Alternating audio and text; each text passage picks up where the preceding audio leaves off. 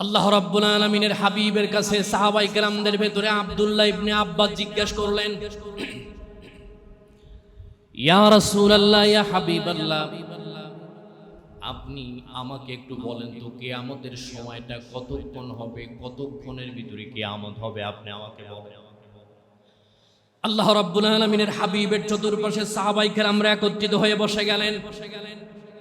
আল্লাহর নবী ডাক দিয়া বলে, আব্বাস তুমি শোনো, ইল্লা কালামহিল বাসরি আও হুয়া আকরাব, একটা চোখের পলক পড়তে যতক্ষণ সময় লাগে এর চাইতে কম সময় আমার আল্লাহ এই পৃথিবীর ভিতরে কিয়ামত সংগঠিত করবেন। সুবহানাল্লাহ।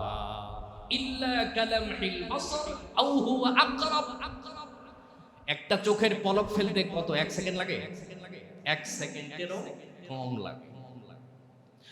আল্লাহ রাব্বুল আলামিন ডাক দিয়া বলে, ওগো নবী, আপনি আপনার উম্মতদেরকে বলে দেন, সারা পৃথিবীর মানুষ যে যাই কিছু আবিষ্কার করুক না কেন, প্রত্যেক আবিষ্কারের পিছনে একটা উদ্দেশ্য আছে না নাই? আছে। যিনি মাইক বানিয়েছেন তার উদ্দেশ্য হলো ছোট আওয়াজকে বড় করে মানুষের কাছে পৌঁছায়া দেওয়া। উদ্দেশ্য আছে না নাই? যিনি মোবাইল আবিষ্কার করেছেন তার উদ্দেশ্য হলো তারবিহীন মানুষ এই প্রান্ত থেকে ওই প্রান্তে কথা পৌঁছায়া দিবে, তার এটা হলো উদ্দেশ্য। সারা পৃথিবীর ভিতরে আপনার চোখের ভেতরে যা পড়বে এমন কিছু জিনিস নাই যেটা উদ্দেশ্যবিহীন তৈরি করা হয়েছে। উদ্দেশ্যবিহীন যদি কোনো বস্তু তৈরি করা হয় সেটা মূল্যহীন হয়ে যায়, সেটার কোনো দাম আর থাকে না। যেই মোবাইল দিয়ে কথা বলা যায় না, চার্জ হয় না, রেকর্ড করা যায় না, ওই মোবাইল ফোনটা আর একজন 10 টাকা দিয়েও কিনে নিবে না।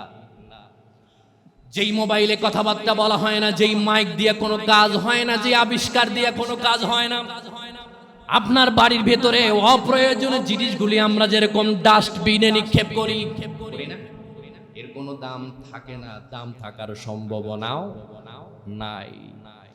আল্লাহ রাব্বুল আলামিন ডাক দিয়ে কয়, সারা পৃথিবী সহ বিশ্ব জাগতিক মণ্ডল, ভূমণ্ডল, আকাশ মণ্ডলীতে তোমরা যা কিছু দেখো এই সব কিছু আমি তোমাদের জন্য তৈরি করেছি আমার একটা মাত্র উদ্দেশ্য হলো, ওয়ামা খালাকতুল জিন্না ওয়াল ইনসা ইল্লা লিয়াবুদুন। সুবহানাল্লাহ।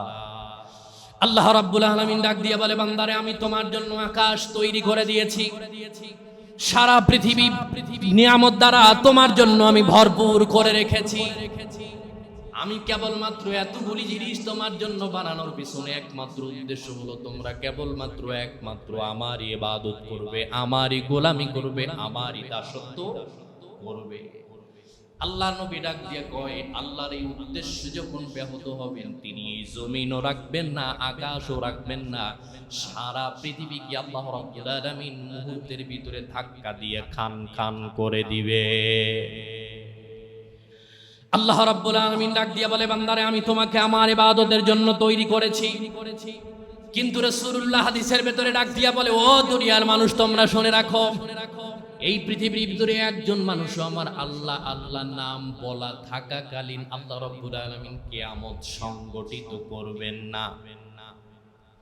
আল্লাহর নবী ডাক দিয়ে কয়, এই পৃথিবীর ভিতরে যখন আমার আল্লাহকে ডাকার মতো একটা মানুষও পাওয়া যাবে না, আল্লাহ রাব্বুল আলামিন এই দুনিয়াকে রাখবেন না, এই দুনিয়া মুহূর্তের ভিতরে খান খান করে দেওয়ার ক্ষমতা আমার আল্লাহর আছে না?